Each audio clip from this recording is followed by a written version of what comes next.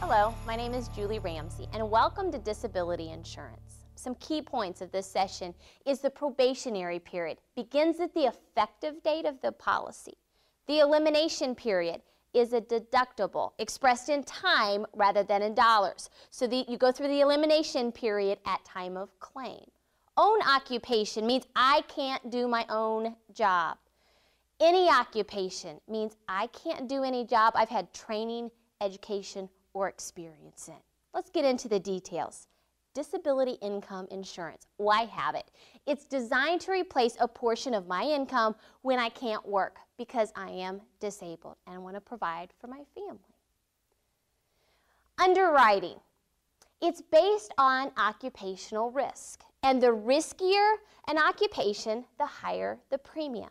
Now, benefits are limited in duration and by amount. You see, you can't have more insurance, and it can't pay you more than you had when you were working, because that would encourage someone to become disabled so they could profit and make more money. So it can be reduced by existing insurance.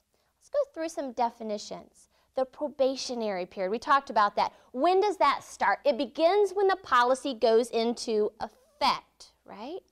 Sicknesses are not covered during that probationary period. You see, the insurance company doesn't want someone to get sick, turn around, buy the policy, become disabled, and have to cover it.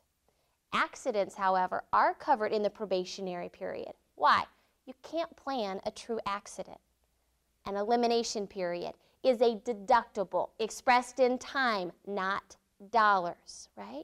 So you'll wait through this time deductible when you become disabled. Now, the longer the elimination period, just like on your auto insurance, the higher the premium, right, or the higher the deductible, excuse me, the lower the premium. It applies for each new disability.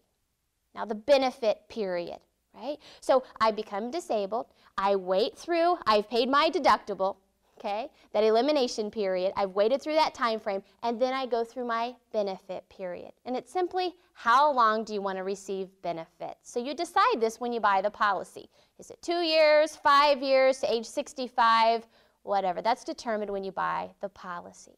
Now what we want to do is we want to define disability. How do I know if I'm disabled? Well, it depends upon the definition that's found in the contract, all right? This first one is own occupation. This is the most generous. It's also the most expensive. Own occupation states this: if I can't do my own job, if I can't do my own occupation because of this disability, then I get my disability benefit. Well, what if I could do another job? Well, hey, go do another job. That's fine. But this policy will pay you that benefit when you can't do your own occupation due to that disability. Now, any occupation. This one is less generous, so it's also less expensive. And it says this: if I can't perform any occupation for which I've had training, education, or experience in, only then am I considered disabled.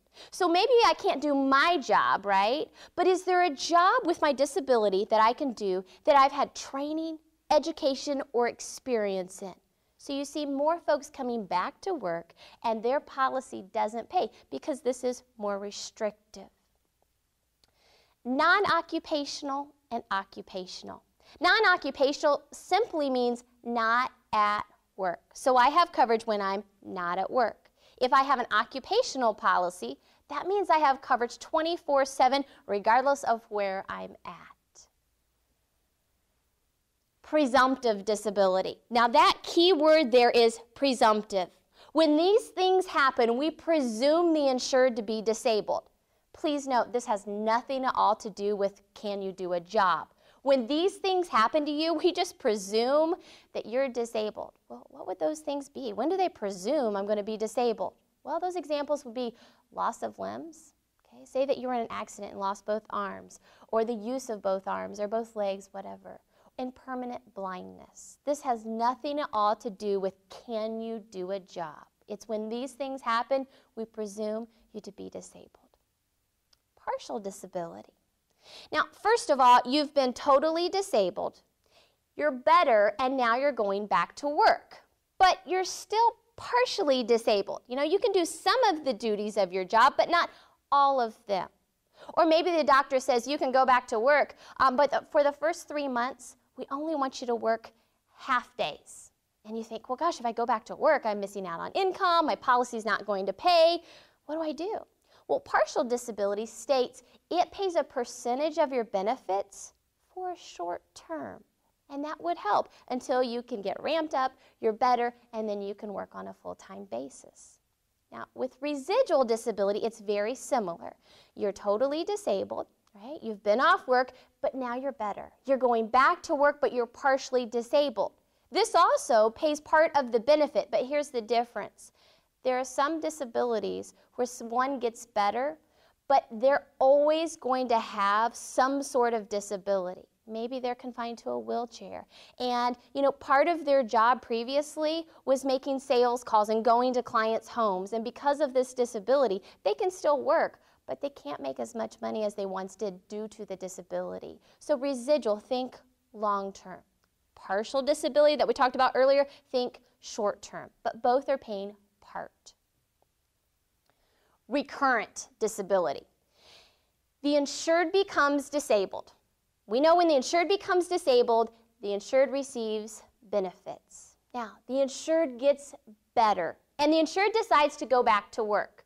So the insured is happy, everything's great, the insured's feeling better, and benefits stop.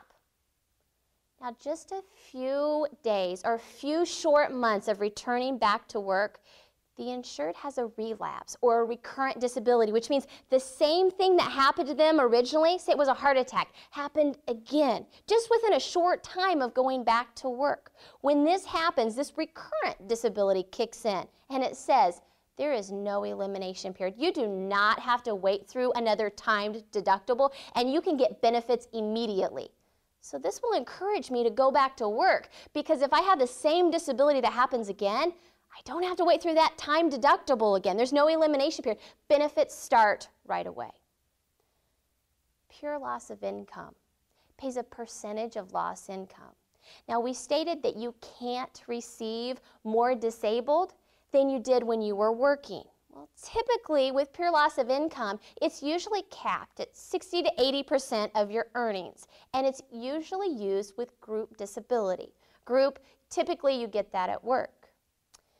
There's another type of disability policy that could be set up, which is indemnity policy. Now, in this scenario, indemnity just means flat amount, and it's chosen by the insured at time of application. So this would be an individual policy. So we have a client that goes to the agent and says, I need a disability policy and I need X per month.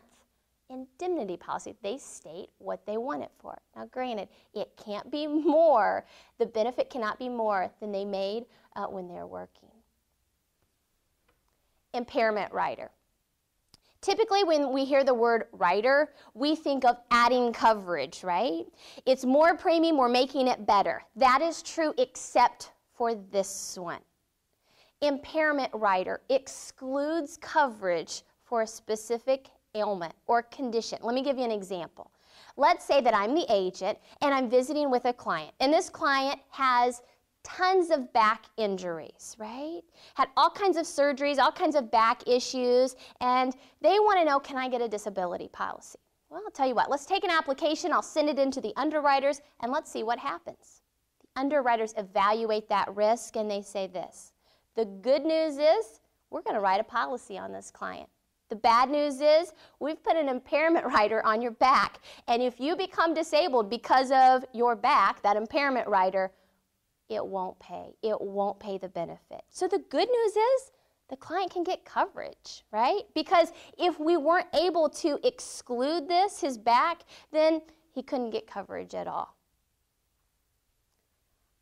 To recap, the probationary period. When does it start? It starts at the effective date of the policy, when you buy it. The elimination period is a deductible expressed in time rather than dollars. Please pay special attention to the probationary period and elimination period, and don't get the two of those confused. Own occupation means I can't do my own job, so I'm considered disabled. Any occupation. I can't do any job. I've had training education, or experience in. Thanks for joining me today in Disability Insurance.